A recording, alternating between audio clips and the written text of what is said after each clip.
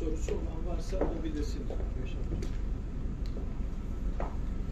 Işıkları yakabilirsiniz herhalde. Yani. Hocam sizin şamanizm konusunda araştırmalarınız var. Var. Pardon, ışıkları açar mısınız? Sonunda o 20 nolu şeyde fotoğrafta evlerin yerleştiklerini anlatırken sanırım bunlar inançlarla ilgili dediniz. Herhalde onlar şama inancıdır. Şamanizmden de biraz anlatsaydınız teknik olarak. Yani... Şimdi şamanizmden biraz bahsetmek için ayrı bir konuşma yapmak lazım.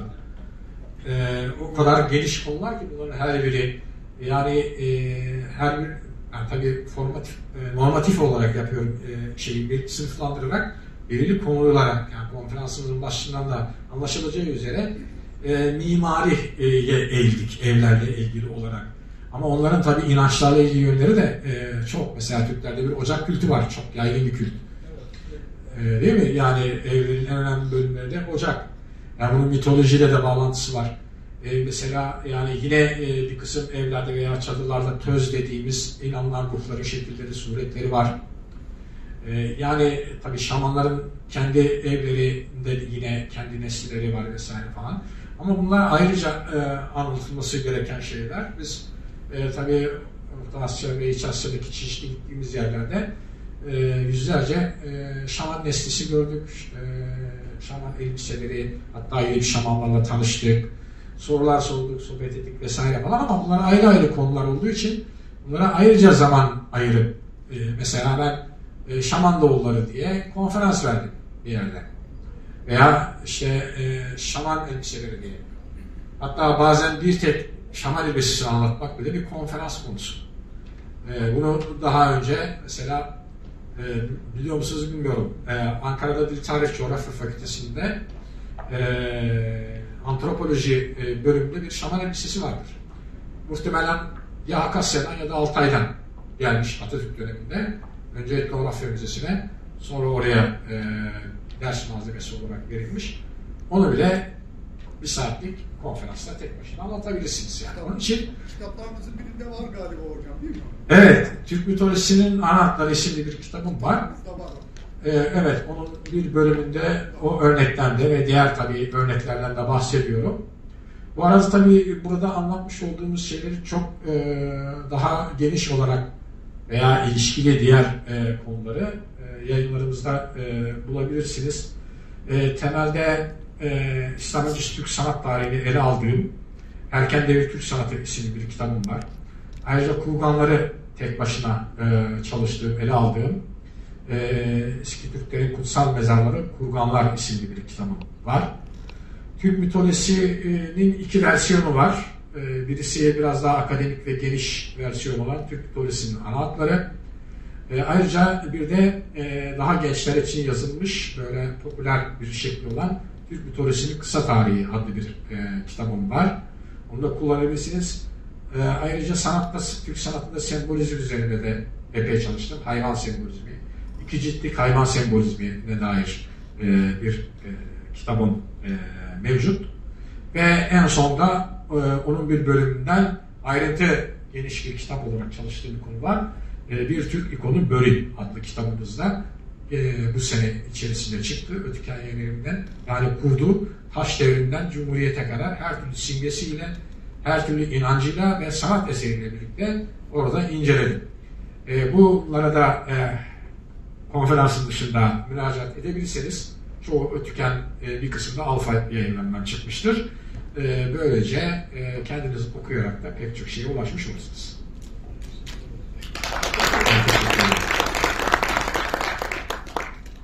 Hocam dediğiniz gibi elbiseyi bir saatte anlatırım dediniz, şaman elbisesini. Evet. Oradaki desenler, kilimlerde, halılarda bunlar hep bir inanca göre bir şey, her şeklin bir anlamı var mıdır? Bunun üzerine düştünüz mü? Elbiseler şimdi... Halılara mesela üçgen diyorlar şu anlama gelir, yuvarlak yapıyor şu anlama gelir, onun gibi. Şimdi o kadar ayrıntıda sembolizm arandığı zaman orada biraz yorum işin içerisine giriyor. Bir takım şeyleri %100 belirlemek mümkün değil ama şaman elbiseleri de bir çeşit işte evler için söylediğim gibi mikrokozmos sayılabilir.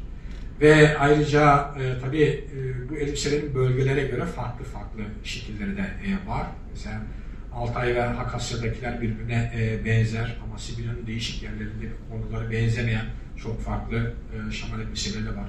Aynı şey davullar için de söylenebilir. Yani güneye indikçe biraz sadeleşir. Bu sembolizm, genel bir sembolizm vardır. Yani Türklerin dünyaya ve evrene bakışı ile ilgili alakalı genel sembolik şeyler vardır.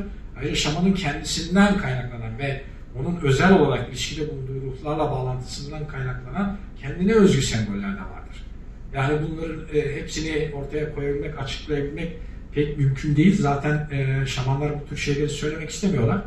Ruslar nasıl öğrenmişler? Herhalde biraz zorlamayla falan yapmışlar. En son Moğolistan'da, işte geçen yaz Moğolistan'daydım. Bir şamanla görüşme yaptık falan. Ben tabii hemen sanat tarihçisi olarak bütün konuları yazmışım. Kayda da bastım falan. Konuşturalım falan. İşte davulu gösterir misiniz bize dedim. Üzerinde ne tür resimler olduğunu falan filan görmek istiyorum. Göstermedi. Kılıfından şöyle sadece bir ucunu gösterdi. Bıraktı. Neden dedik göstermiyorsunuz falan, işte o benim davulun üzerindeki resim şekilleri ruhlar yapıyor dedi. Dolayısıyla ben durduk yere şimdi size göstersem bana problem çıkar falan gibi bir şey söyledi. Gerçi müzelerde gördük Moğolistan'daki şaman davullarını ama böyle birebir ve kişisel anlamlarını da çıkarabilmek için şamanların kendileriyle görüşüp yapmak lazım. Ama onlar da söylemiyorlar yani. Hala şamanlığı icra ediyorlarsa. Hocam bu davullar şey için bak, transa geçmek için konuları. Evet, konumuz değişti şimdi şamanizmi ve şaman davullarına döndü. Evet. Çok sıra dışı bir şey soracağım ama öncelikle hoş geldiniz. Çok Hoş bulduk, sağ olun. Şimdi bizim yer biliyorsunuz yani inanç konusuna biz Türk toplumu, Türk milleti olarak çok gidiyoruz, çıkıyoruz. Anadolu'nun bazı yerlerinde, örneğin benim memleketimde, Tokat'ta, Zile'de bazı tapınaklar var. Adlandırılmaları ne kadar doğru, ne kadar yanlış bilemiyorum ama Anaitizm adlı bir tapınak var. Birkaç yerde tapınak var. Hatta o tapınağı sökmüşüz, başka mabetler yapmışız. Halen tapınağın üzerinde... Biz mi yapmışız? Yani geçmişteki toplumlar Evet, yapmışlar. evet. Camiler yapmışlar yani açıkça söyleyeyim. Tapınağın sileceği mermerini sökmüşler. Caminin girişindeki sütunun altına koymuşlar. Peki nereden biliyoruz bunları? İç içe geçmiş çarpı felekler falan var tapınağın önünde, arkasında, sağında, solunda. Şimdi biz bunu inanç konusuna girmişken bir parantez sadece istirham edeceğim. Bu tapınakların neresinde bulunduk biz? Yani gerçekten tapınakların içerisinde de Türk toplumu, Türk milleti var mıydı? Varsa ne kadar etkili oldu? Evet, bu konuda yayınlanmış bir makalem var. Eski Türklerde Tapınak diye. Burada ilk gelişim evrelerini kısaca ele alıyorum. Şimdi Türklerde 3 temel tür tapınak var. Benim tespit ettiğim kadarıyla. Hem eski yazıtlarla, hem Çin kaynaklarından, hem de yeryüzünde mevcut kalıntılardan filan. Birisi gök tapınaklarıdır. Yani göğe adanmış olan tapınaklar. Bir diğer grup yer suya adanmış tapınaklar. Bir kısmı da ata tapınaklarıdır. İşte aslında bizim bu mezar dediğimiz, türbe dediğimiz vesaire dediğimiz şeylerin veya kurban dediğimiz İslam öncesiyle ilgili hemen hepsi aynı zamanda ata tapınaklarıdır. Bizim bu Kültigin, Bilyakan, Tonyuk'a atfettiğimiz yazıtların bulunmuş olduğu külliyeler var. Külliye demişiz vaktiyle. Ama bunlar da her biri ata tapınaklarıdır aslında. Dolayısıyla Türklerde tapınaklar 3 tiptir ve açık hava tapınaklarından yarı kapalı ve tam kapalı tapınaklara kadar bunlar Orta Çağ'a doğru geldikçe var olmuş. Zaten biliyorsunuz Türklerin bir kısmı Budizmi, Maneizmi, işte Zerdüştlüğü vesaire kabul ettikleri vakit bunların tapınaklarını da inşa etmişlerdir. Yani buna ilişkin örnekler kalıntılarda bütün Türk coğrafyasında var. Dolayısıyla Türkler İslamiyet'e gidiği vakit camiler de inşa ettiler. Ama Anadolu'da o sizin Anaita dediğiniz şey aslında bir bereket tanrısının adına, tanrıça daha doğrusu, dişi yani, adına yapılmış bir tapınak. Türklerde tabi bereket tanrıçası olarak bildiğimiz temel unsur Umaya. Tanrıça Umay. Ama Tanrıça Umay'a adanmış tapınak var mıdır yok mudur onu daha henüz keşfedemedim. Söyleyeyim. Fakat bu Tanrıça Umay kültü de Türklerde, Göktürklerden beri kesin var olduğunu biliyoruz. Muhtemelen öncesinde de çünkü şöyle bir şey var. İç Asya'nın, Sibirya'nın taş devrinde Tanrıça heykelcikleri çıkarılmış kazılardan. Taş devrinden çıkarılmış. Yani çok yaygın bir Tanrıça kültü Anadolu'da olduğu gibi, eski Anadolu'da da var biliyorsunuz. Benzer şekilde Sibirya ve Altaylar bölgesinde de var. Ve bu Tanrıça Umay bunun herhalde Göktürk döneminde yeniden adlandırılmış veya dönüştürülmüş bir şekli olmalı diye düşünüyorum. Tanrıça Umay çok ilginçtir, belki bilirsiniz. Kadınları ve çocukların koruyucusu, doğumun hamisi ama aynı zamanda genel anlamda bereketi sağlayan bir tanrıça ve de savaşlarda askerleri koruyan bir tanrıçadır. Bu şekilde gelir yani bu tabii tapınak bahsi de ayrı bir konuşma konusu olabilir. Ama dediğim gibi bu şekilde yayınlamış Rahim Tarım Armağanı bir bizim edebiyatçı hocamız vardı. Bunun Armağan kitabında Eski Türklerde Tapınak diye bir yazı yayınladım. Onu bulursanız oradan bir kısım detayları okuyabilirsiniz. Kibele'yi nereye koyuyorum? Evet. Kibele'yi. Kibele'yi bir yere ben koymuyorum ama bereket tanrıçası işte. Hayır, Umaya'ndan yani. Yok, doğrudan bir bağlantısı yok ama kavramsal olarak hepsinin birbiriyle bağlantısı var. Yani Tokat'ta çıkan veya Ordu'da çıkan son tapınakta Kibele'nin tanrıçalarının ve bereket tanrısının olayını görüyoruz. Tamam, olabilir ama bereket tanrıları ya da tanrıçaları her toplulukta farklı farklı isimlerle ve farklı farklı özelliklerle yer alır. Yani veya birbirinin... O da Anadolu'nun bir tanrıçası. Anadolu ve Mezopotamya'nın bir tanrıçası. Hayır, birbirinin devamı olarak... Hayır, birbirinin devamı değil. Farklı kültürlerdeki şekilleri.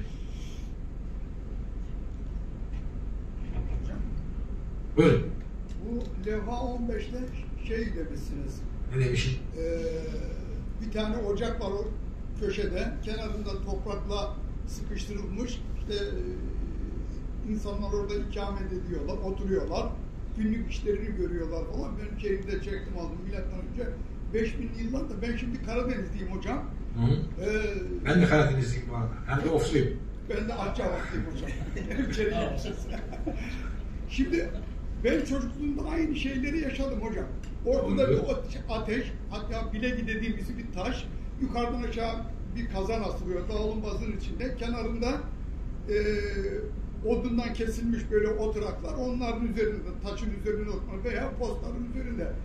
Yani 5000 buradan desek, 2000 de oradan geri de 7000 yıldır aşağı yukarı aynı kültür mü hocam? Yani sürekli yenilenerek ve yorumlanarak kullanılmış şekli değil. Değil mi hocam? Evet. Ama çok benzerlik var hocam siz anlatınca.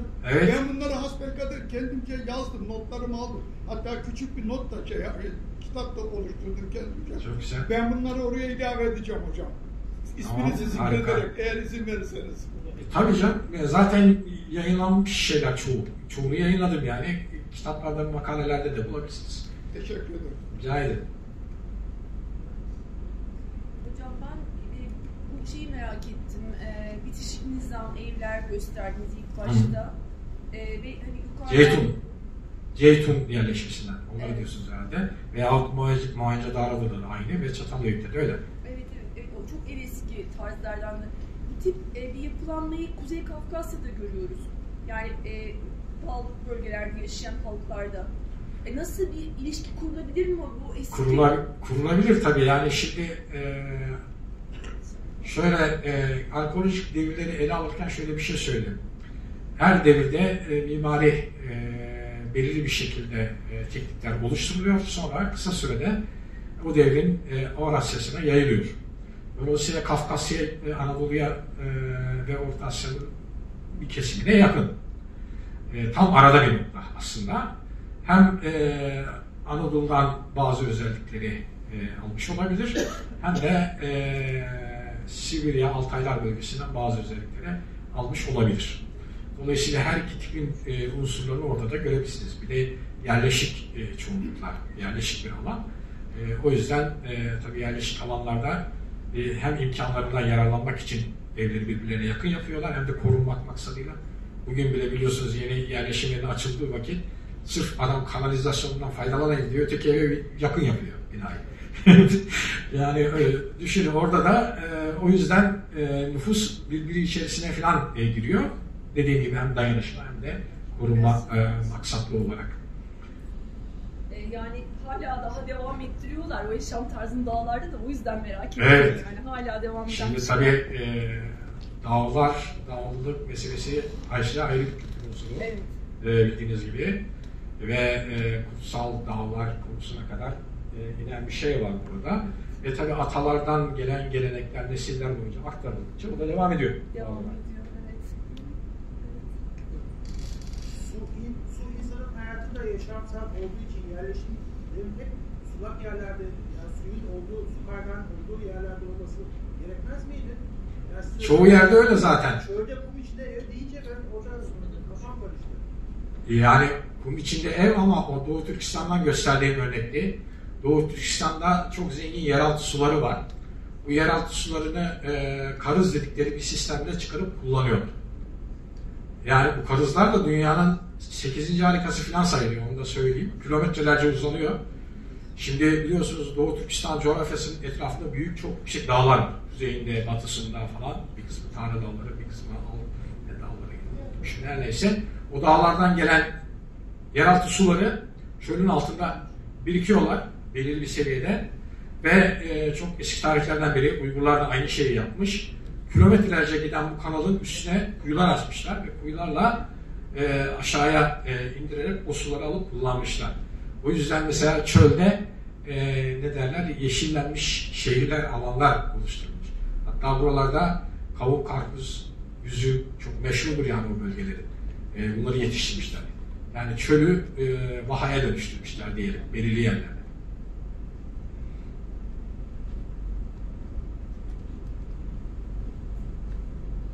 Evet, başka sorusu olan varsa açamadım ben ama bu şekilde de evet, şimdi açıldı. Evet. Başka sorusu olan varsa aslında ilk baştan kullanmalıydık ama veremedim. Hocamıza başka soru sormak isteyen varsa mikrofonu da verebilirim. Biraz geç kaldım. Her türlü soruya açığız diyormuşum. Gerçi bazen konferanslarda anlattığım konunun dışında sorular daha çok soruyorlar ama olsun. O da ama hocam sizin alanınız da çok böyle yani gerçekten geçişlere müsait bir alan yani şamanizm, evet. İşte bütün diğer işte mitolojiler, yani o yüzden size çok sık. Yani benim için sorun değil tabii, onları da kendi anladığım kadarıyla, bildiğim kadarıyla cevaplandırabilirim. Ahmet Hoca'yla bir teşkil mesainiz var mı hocam? Kaç aldı? Var. Niye sordunuz? Nasıl? Niye sordunuz? Yani hemen hemen aynı konuları işliyorsunuz o bakımdan.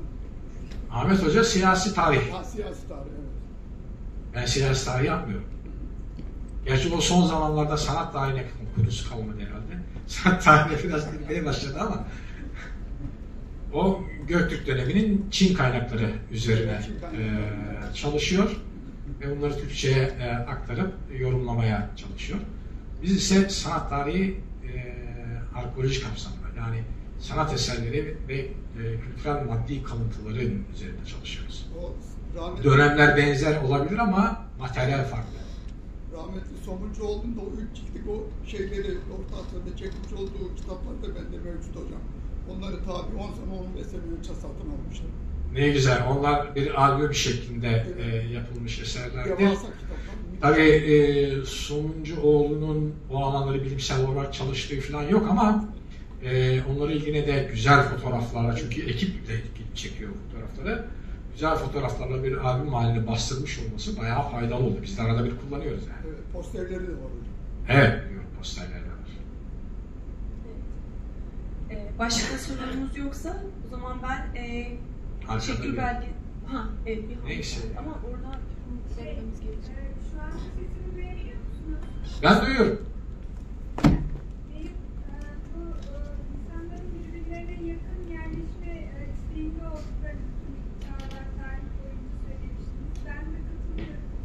Peki acaba sadece yakın olma değil, aynı zamanda ince duvarlı evlerde kalma, işte Japonya'daki kağıt duvarlar ya da şu anda hala burada Soğanlık'ta bile özellikle 40 yaş üstü binalarda yaşadığımız şekilde ya da görebildiğimiz, gözlemleyebildiğimiz kadarıyla ince duvarlı bloklarda ya da binalarda kalma gereği de insanların birbirleriyle daha yakın, birbirlerini daha iyi tanıyor, birbirleriyle ilgili daha çok bilgi edinmek istiyor olmalarıyla bir alakası var mı? Çünkü kültürel olarak da kuzey ülkelerine baktığınız zaman, özellikle İngiltere'de falan, benden çok daha iyi bilirsiniz tabii ki, taş duvarlı evlerde yaşıyor insanlar. Yani sadece iklimden kaynaklanan bir zorunluluktan dolayı değil, aynı zamanda mahremiyetlerine de önem verdikleri için. Ama mesela Kuzey Amerika'ya gittiğiniz zaman daha ahşap özellikle ama yine birbirlerini daha yakından tanıyor olma gibi ihtiyaçları zaman zaman zuhur ettiği için aynı blok içinde değil de yan yana evlerde, müstakil evlerde oturma ihtiyacı hissediyorlar. Ama onlarda da mesela evlerin duvarları ya da işte genel yapıları kısmen de olsa ses geçirir nitelikte. Yani insanlar birbirlerine yakın olma ve olmama konusunda, özellikle mimaride niye bu kadar ayrım yaşıyorlar ya da niye bu kadar ayrılmış gözüküyorlar? Şimdi o dediğimiz, hatırlarsanız konferans sırasında iki tip konut biçiminin olduğundan bahsettik. Birisi Altaylar ve Sibirya bölgesinden kaynaklanan. Onlar da aynı alanda ama hepsi tek tekti, dikkatinizi çekerse. Fakat daha güney kesimlerdekiler, yani işte Orta Anadolu'dan Orta Asya'ya ve Hindistan'a doğru olan kesimdekiler daha çok birbiri içinde şekilde inşa edilmişler. Onun bence temel iki sebebi var. Birincisi aynı kabileden ya da birbirleriyle akraba olmaları genelde. Yan yana yerleşenleri falan. Bir diğeri ise nüfus oranının artmış olmasından kaynaklanabilir. Ve bir arada olunca tabii hem birbirlerinden yararlanma hem de korunma güdüsüyle bir şekilde bir arada olmuş olabilirler. Bu evlerin duvarları meselesi, Türklerde taş evler de var aslında ama onlar da dediğiniz gibi coğrafi özelliğe göre bulunan, yani Sibirya'da taşı kolay kolay zaten bulamıyorsunuz. Veya bozkırlarda kilometrelerce git, taş yok. Biraz kaya parçaları falan buluyorsunuz ama dağlık yerlerde var vesaire. Yine de coğrafyanın verdiği imkanlarla da bağlantılı bir şey bunlar. Mahremiyet dediğimiz şey, yani mahremiyet derken biz şimdi tamamıyla Türk İslam mantığına göre düşünüyoruz. Yani İslami dönem anlayışına göre bu mahremiyet şeyini düşünüyoruz. Fakat mesela Göktürklerden bir kaleyi göstereyim hatırlarsanız. Orada da evler ayrı ayrıydı. Şimdi Türklerde birisi evlendiği vakit ayrı ev açar. Aynı şeyin içerisinde birlikte kalmazlar. Yani bu da tabii bir çeşit mahremiyet anlayışı gibi ifade edilebilir, görülebilir. Ama aynı çadırın içerisinde kalma da özellikle geç dönemlerin bir takım boylarında oluşmuş. Yani onlar karavanalarla ayrılmışlar, ayrı ayrı bölümlerde gecelemişler. Bu şekilde örnekler var. Bir de tabii ince duvarlı evler vesaire diye bahsettiniz. Şimdi özellikle bu Sibirya Altay tipi evlerde duvarlar sadece bazı yerlerde taşıyıcıdır. Çoğu kere ayırıcıdır. Yani mekanları birbirinden ayırırlar. Orada tabii ince olur genelde ve evet ses geçirebilir ama ses geçirmesini bir sorun olarak görmüyorlar demek.